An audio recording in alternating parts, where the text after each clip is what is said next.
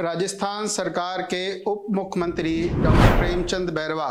की मुश्किलें कम ही नहीं हो रही हैं। कुछ लोग उनके बारे में खबरें छाप रहे हैं, कुछ लोग उनके बेटे के बारे में खबरें छाप रहे हैं, कुछ लोगों ने तो यहाँ तक कह दिया कि उनको उप मुख्यमंत्री की कुर्सी से ही हटा दिया गया है, जबकि उप मुख्यमंत्री की कुर्सी से हटाने के लिए एक सरकार का आदेश होता है, सरकार का ऑर्डर होता है और कहीं ना कहीं उस व्यक्ति का भी स्टेटमेंट होता है जो उस पोस्ट पे है। ना तो कोई ऐसा स्टेटमेंट है, ना ही सरकार का कोई आदेश, लेकिन खबरों का जाल इस तरीके से है कि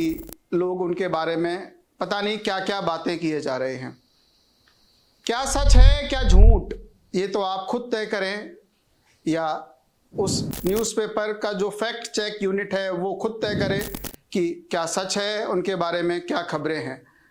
लेकिन इस वीडियो का उद्देश्य सिर्फ ये है कि एक यंगस्टर होने के नाते इस बारे में चर्चा करना, क्या हम इन न्यूज़ पर कितना विश्वास करें और कितना नहीं, क्योंकि ये आज इस व्यक्ति के साथ हो रहा है जो राजस्थान के डिप्टी चीफ मिनिस्टर हैं। हो सकता है अगले दिन हमारे साथ भी हो जाए, हमारे खिलाफ भी कोई भी अखबार, कोई भी चैनल और कोई भी मीडिया ग्रुप झूठी खबरें छाप दे। अगर कोई भी मीडिया ग्रुप ऐसा करता है और आपके मान सम्मान की हानि होती है तो आपके पास क्या कानूनी प्रावधान है, किस तरीके से आप उनके खिलाफ एक्शन ले सकते हैं। अगर कोई भी मीडिया ग्रुप आपके खिलाफ झूठी खबरें छापता है तो प्रेस काउंसिल ऑफ इंडिया इसकी गवर्निंग अथॉरिटी है, इसका एक एक्ट भी है और press council of India act, जिसका सेक्शन 13 सेक्शन 14 ये कहता है अगर कोई भी पत्रकार और कोई भी मीडिया ग्रुप आपके बारे में झूठी खबरें छापता है जिसका कोई सर पैर ही नहीं है, ना उसकी एफआईआर है, ना कोई स्टेटमेंट है, ना कोई आदेश है, ना कोर्ट में चल रही कोई भी प्रोसीडिंग है, और किसी के भी बारे में मान सम्मान की हानि करने के लिए किसी के भी बारे में कोई खबरें छाप दी, तो ऐसी खबरों को रोकने के लिए सेक्शन 13 और section 14 press council of India act ये कहता है कि आप शिकायत दर्ज करा सकते हैं, और अगर शिकायत आपकी सही पाई जाती है तो उस अखबार को भी बंद किया जा सकता है। ये तो रही उस अखबार को बंद करने की बात। अब किसी व्यक्ति पर मान के चलिए ऐसा इल्जाम लगा दिया कि वो किसी लड़की के साथ किसी होटल में पकड़ा गया, किसी के साथ शराब पीते हुए पकड़ा गया, और वो सारी खबरें झूठ थी। आर्टिफिशियल इंटेलिजेंस की मदद से अगर कोई चीज़ बनाई गई, आर्टिफिशियल इंटेलिजेंस का ज़माना है, टेक्नोलॉजी का ज़माना है, और टेक्नोलॉजी के मदद से किसी भी व्यक्ति के खिलाफ कुछ भी लिख दिया गया तो उसके खिलाफ कानूनी कार्रवाई क्या हो सकती है। आप डिफेमेशन का केस भी कर सकते हैं, क्योंकि मान सम्मान इस देश में रहने वाले व्यक्ति के लिए शायद सबसे बड़ी चीज़ है।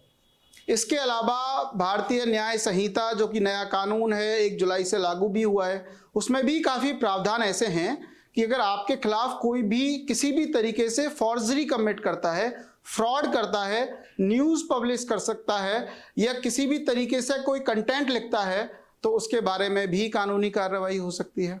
अब हम बात करते हैं कि खबरें चल रही हैं डॉक्टर प्रेमचंद बैरवा की। डॉक्टर प्रेमचंद बैरवा की खबरें अलग अलग सोशल मीडिया ग्रुप पर चल रही हैं। सोशल मीडिया पेजेस उन अखबारों की कटिंग्स को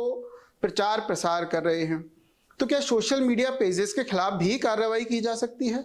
देखिए, सरकार के पास इंफॉर्मेशन टेक्नोलॉजी एक्ट है, इसका सेक्शन 69 ये कहता है कि अगर कोई भी ऐसा चैनल, पेज या प्लेटफॉर्म किसी के बारे में कुछ भी ऐसा फैलाता है जो कि घृणा पैदा करता है, देश के लिए खतरा हो सकता है, या कोई भी ऐसी खबरें फैलाना जो कि किसी व्यक्ति के मान सम्मान की और समाज की हानि करता है, तो ऐसे प्लेटफॉर्म को बंद भी किया जाना चाहिए, उस पर पेनल्टी भी इम्पोज की जानी चाहिए, और अगर पूरी तरीके से इन्वॉल्वमेंट पाया जाता है तो उसको जेल भी हो सकती है। तो आप फेक खबरों के जाल से बचें, और जो लोग फेक खबरें फैलाते हैं उन तक ये वीडियो शेयर करें और ये उनको बताएं कि किसी भी व्यक्ति के मान सम्मान की हानि करना उनके लिए कितना दुखदाई हो सकता है। क्योंकि किसी भी व्यक्ति के मान सम्मान की हानि अगर किसी भी आप तरीके से करते हैं बिना किसी फैक्ट के, तो ये एक ऐसा विषय है जिसमें अपराध की श्रेणी में आता है। अगर बात सच है, कोई इंफॉर्मेशन आपके पास है, कोई एफआईआर है आपके पास, कोई स्टेटमेंट है, या कोई भी व्यक्ति आके ये बोलता है कि हाँ हमने इस व्यक्ति को ऐसा करता देखा, तो हो सकता है उसके बेस पे आप कोई खबरें चलाएं, लेकिन उसके लिए भी फैक्ट चेक यूनिट होती है। इन झूठी खबरों के लिए हमारे देश के उपराष्ट्रपति डॉक्टर जगदीप धनखड़ जी ने ये बोला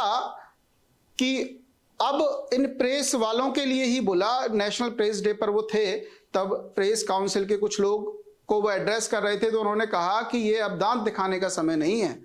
ये उन पत्रकारों के लिए बोला जो फेक खबरें फैलाते हैं, और उन ऑफिसर्स से बोला जो इन पर कंट्रोल करते हैं कि ये दांत दिखाने का समय नहीं है, ये काट खाने का समय है, कि इन पत्रकारों के खिलाफ जो झूठी खबरें फैलाते हैं, जो दलाली करते हैं, उनके खिलाफ एक तरीके से मजबूत कार्रवाई की जाए, जिससे समाज में शांति कायम रहे। क्योंकि खबरों के वजह से आप देखते हैं अशांति ही इतनी हो गई कि हम देखते हैं यहाँ तक नेशनल मीडिया चैनल्स भी कुछ भी खबरें फैला देते हैं, कुछ भी हेडलाइन बना देते हैं। तो इन लोगों पर कंट्रोल करने की आवश्यकता है, और हम एज ए यंगस्टर्स हम ये इस चीज में, इस बदलाव में अपना बहुत महत्वपूर्ण योगदान दे सकते हैं, इन लोगों की बात को अनसुना करके